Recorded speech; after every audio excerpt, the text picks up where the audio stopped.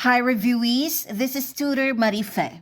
Let's solve this Singaporean Mathematical Olympiad problem. Let A and B be positive real numbers such that 1 over A minus 1 over B minus 1 over quantity A plus B equals 0. Find the value of square of quantity B over A plus A over B. Our initial target is to rewrite this indicated expression into its equivalent expression. Let's begin with combining these two dissimilar fractions into a single fraction. The least common denominator is the product of denominators A and B. A times B is AB. To obtain this numerator of the single fraction, cross-multiply the denominator and the numerator, then copy the middle sign.